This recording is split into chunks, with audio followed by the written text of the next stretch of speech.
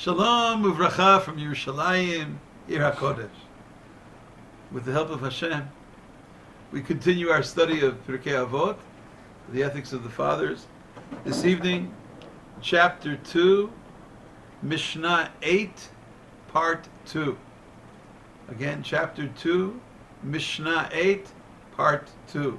Pirkei Bet, Mishnah Het, Chelik Bet of that. We already discussed the first couple of words of this Mishnah. This is part 2 of Mishnah 8. Tonight we continue the study of the teachings of Hillel. The general flow of the beginning of Mishnah 8 is that there are so many activities where people feel, oh, I wish I had that. I wish I was able to accomplish that. My dream is to get to that level, to enjoy that special level of blessing. And Hillel warns us that many times that which we think will be the great source of happiness and contentment could be, God forbid, the opposite. Tonight's lesson, Marbeh Nechasim, those people following in the Mishnah. It's, I believe, the 8th word of the Mishnah. Is that correct? 8th word is Marbeh Nechasim, Marbeh Da'aga. There are so many people who dream or who put so much time and effort and energy into trying to increase their possessions. There's nothing wrong with increasing possessions, but Hillel points out that very often Marbeh Nechasim, the increase of possessions, can also bring increase into levels of worry. The person who feels, okay, if I had more nechasim, then I'd have a calm life, I'd have an easy life. Realize, Marbeh Nechasim, Marbeh Nechasim, Marbeh Da'aga. The person who is involved in an increase of possessions often suffers increase of worry. What are they so worried about? Well, they're constantly worried. Just speak to people who, Baruch Hashem, are blessed with this blessing. Do you know how often they have to protect their possessions? Maybe someone will rob. Maybe someone will cheat them. Maybe someone will use. Yes. Say everything. Someone who have more children has also more. Okay. Everything. Okay. So a person has to understand. Maybe a person has to understand that which is a special, positive commandment to try to accomplish is one thing, but a person who thinks that this is going to be this is a mitzvah. It's a mitzvah to have children. It's a mitzvah to try to have children. It's a mitzvah to try to increase the population, especially to increase the population of Am Yisrael. But is there a mitzvah to try to increase? He already owns 10 properties. Is there a mitzvah to? I mean, is there a mitzvah to try to acquire the next property? Maybe, but just realize that that's Marbeh Da'aga. Yes, I agree. I agree. He's not saying it's prohibited. He's not saying this is just that this is a statement of analysis.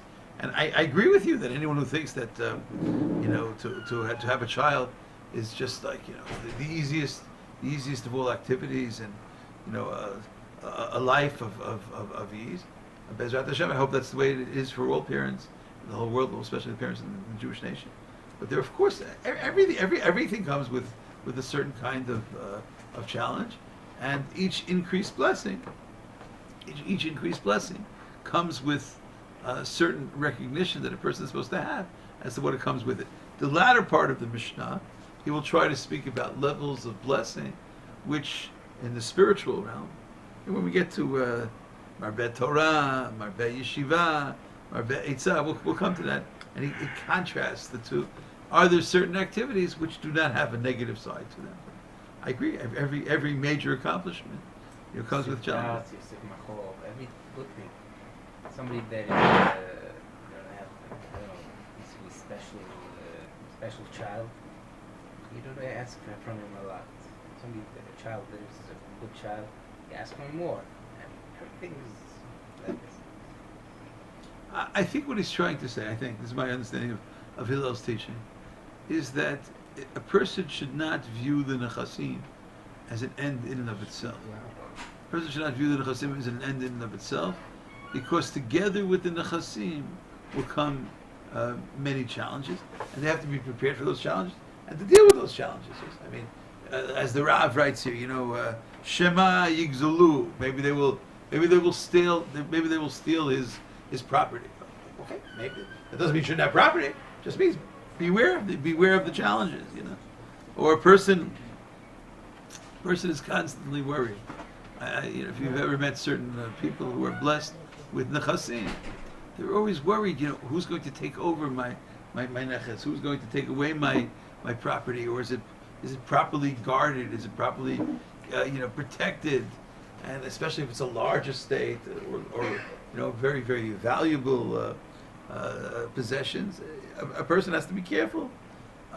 Some of the commentaries point out, amongst them, you can read about it at length in the Tiferet Yisrael, for instance. He says it often takes away a person's stability. A lot of times people lose sleep over the fact of Marben Nechasim because he's worried. Let's say he owns a certain stock, Marben Nechasim, right? Well, what's going to happen? What's happening in the market in Japan? What's happening in the market in Wall Street? What is the stock going up? Is stock going down? Am I going to lose? Should I buy? Should I sell? Should I sell short? There's a lot of pressure. There's a lot of pressure. Or is my money coming in properly? Or are all my tenants paying rent? Is someone collecting the rent? Is someone destroying my properties? There's a lot to be concerned about. So maybe, and also, we bless all the wealthy people. The Gemara talks about how certain great rabbis, Rabbi, Mechabed, Hashirim, and others, the Rabbi Yehuda Nasi showed special respect for all the people that God entrusted with wealth, because they are the messengers of God, the treasurers of God, to take care of wealth in this world. But a person should know that there are certain added responsibilities, certain added risks, and certain added levels of worry. That's the word he says here. Marbeh nechasim, marbeh da'aga. Almost no one comes to steal from a poor person who's homeless. He doesn't really have anything to steal from him. He's not one of the targets of attack. Unfortunately, the people who have nechasim, they have to constantly worry. Who's going to endanger them in any way. It says in Kohelet, we had the privilege, some of us, to study Kohelet together, both in the second chapter, the 5th chapter of the book of Ecclesiastes. It says, Ki meh hovela adam b'chol amalo uvrayon libo shu amel tachat hashamesh. All of the efforts that a person puts in, all the toil that a person puts in, what about all the stress? Ki kol yamav machovin. For his days are constantly filled with pressure. V'chas. I don't think you should translate kas here as anger. It means stress. Kas, and gam balayla. Lo shachav libo. That's what Kohelet writes. Gam balayla lo shachav. You can't just go to sleep comfortably. You can't just go to comfortably.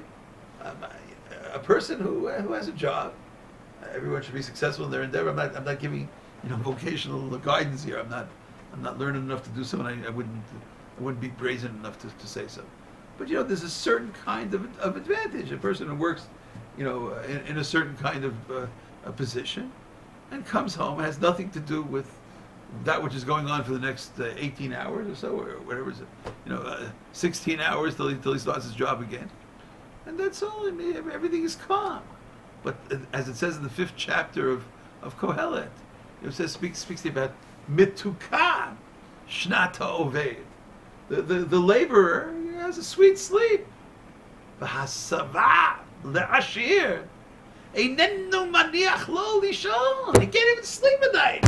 What about this? And what about that? And constantly, what about this pattern? Maybe I should do this. Maybe I should be involved in this venture and that venture. And I heard, and should I?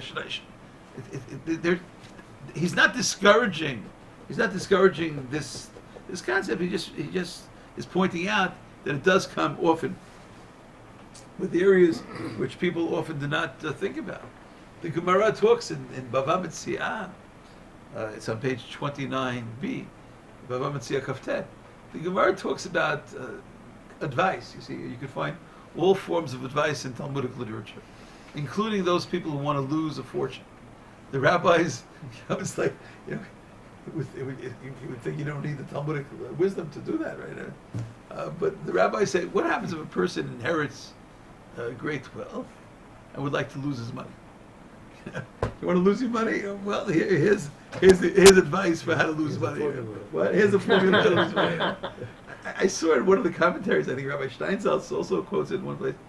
Are they being cynical? Is it a joke, or is it maybe the child feels, maybe the heir to the estate feels, well, maybe this money wasn't really, maybe it wasn't really earned in such a kosher, such a glad kosher way. Maybe I don't want to. That's what he said. But I think the simple interpretation, of course, is be careful. The language of the Gemara. Amar Rabbi Yohanan. Mi shehiniach lo aviv ma'ot harbe. A person that, wow, what an inheritance, right? Virotzel abedan, and is interested in losing it. It means, I guess the simple interpretation, you want to protect your wealth, then don't do it. Then don't do this. Yiskor pa'alim, hire workers, fa'al yeshev imahen, and don't supervise them. You're bound to lose your money. Hire employees without supervision, without anyone overseeing what they're doing, you will lose your money. So it means you have great money. You have ma'ot harbe, but there's the da'aga aspect. There's an aspect of seeing to it that people are held responsible for what they're doing. I once read from the Apta, one of the great Hasidic Rebbes. He said about this Gemara, there are no pictures in his book, so I don't know if he said it with a smile or not. My guess is he said it with a smile. That's my guess. Rav Abraham Yehoshua Heschel of Apta, the famous, he's known in the Hasidic world, Ohev Yisrael, that's his famous, Ohev Yisrael. So he quoted the Gemara, he says, if a person wants to lose their money, so hire workers and don't be with them, leave them. Hire workers in Yerushalayim and live in Bnei Brak. Who knows what's going to happen to your company if nobody's overseeing? He said, he read it a little differently. He says, if you want to lose only your money, then don't be with them.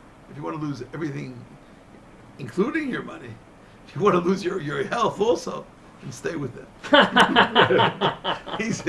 I read about it. And there was Misheniach. This is a Hasidic joke. Misheniach lo avotam ma'ot harbe rotzel abda. And the only thing you're interested in is losing money. Okay, well, you don't have to be there. It seems that one time, that's what I read. It seems that one time the Apter, one time the Ohev Yisrael was personally involved in supervising the building of a Beit Midrash. He was the one who oversaw the construction, and it caused him such aggravation. He said, "Oh, now I understand the Gemara. You want to lose money? So leave. You want to lose your health? You want to lose your mental state of stability? So stay there. You'll go crazy just watching the workers." That's what. There's a sign in an oil repair shop in the States at one time. It said it's $50 an hour for the labor.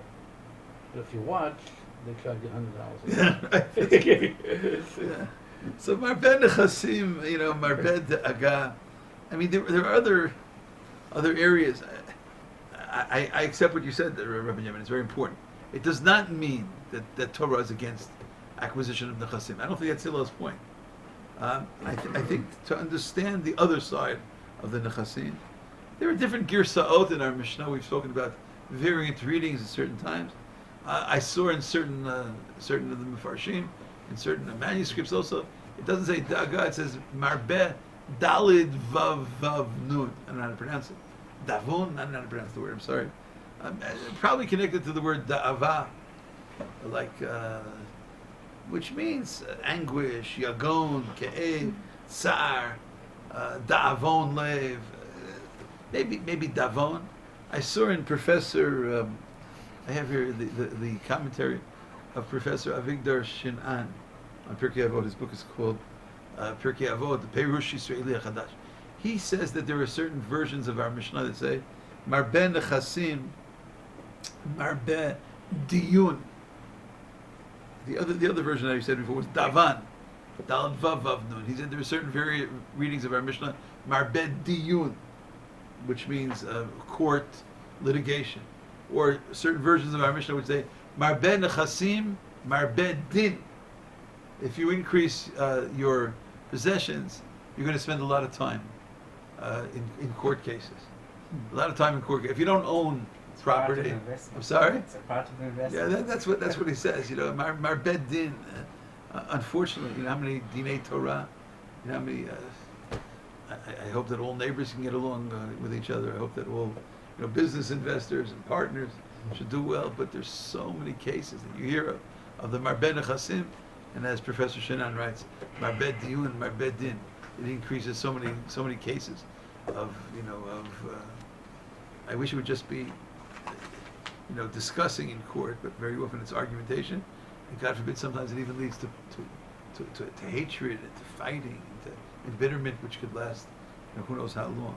So as Reb Irving Bunim writes on this Mishnah, he says, his book is called Ethics from Sinai, which I quoted before. He says that the Mishnah is teaching that which looks from afar as being very desirable often may have very undesirable effects. Be careful. Just know what you're getting into. Don't think, the chasim is the answer. That which seems to give security. Oh, the chasim, okay, you know why I'm going. I don't have any nechasim, but the nechasim, that's real estate. You know, that's real. That which seems to give security, may often, God forbid, be very problematic, and may bring about the opposite of the desired effect. So, the person has to be careful. I think we always pray. I saw this in more than one commentary on the prayer book. I saw it most recently, I think, in the commentary of Rabbi Baruch Epstein, the author of the commentary Torah Tamimah. Baruch Epstein also wrote a commentary on the Siddur called Baruch She'amar. And in it he says that we often pray, V'malei kol mishalot libeinu litova. V'malei kol mishalot, may God fulfill the wishes of our heart, litova, for good. So he said, what do you mean for good? You know anybody who wishes bad upon themselves? We're not talking about masochists. We're not talking about people who are trying to destroy their own self. Of course, if it's mishalot libi, it's l'tova. What do you have to add the word l'tova? And he writes, what? Yeah, right. I know what you're going to say. Yeah, please. You're probably going to say because you don't know. If you wish for something, you don't know if it's going to be Right. Good. That's correct, and that's Hillel's point here. God, I want. Let's say a person is praying for nechasim. God, help me get this level of nechasim, but without minimize or remove the da'agah level. I want it to be a level of blessing. A person is praying for certain property. Let's say, I want this house. I want this house. I want this house. I want to close today. That's good, man. But put in the prayer to God, and God, I want it if it's good for me, or make it good for me, or help it work out in a positive way. I think that's part of the message here in the book of Mishlei. I want to say that there's a beautiful sentence in the book of Proverbs, and I hope that the great blessing of Mishlei comes true for all of you also on YouTube, the entire Am Yisrael, and hopefully the entire world. In Mishlei we read in chapter 10, verse 22, Birkat Hashem, Hi ta'ashir v'lo yosif etzev imah. The blessing of God will bring real wealth, and it will not bring with it any aggravation. And that's the ultimate bracha. We hope that everyone should be able to receive that special blessing of God, the special blessing of all forms of blessings, but there should be no negative side to it. V'lo yosif etzev imah. Thank you so much for listening. Shalom. All right.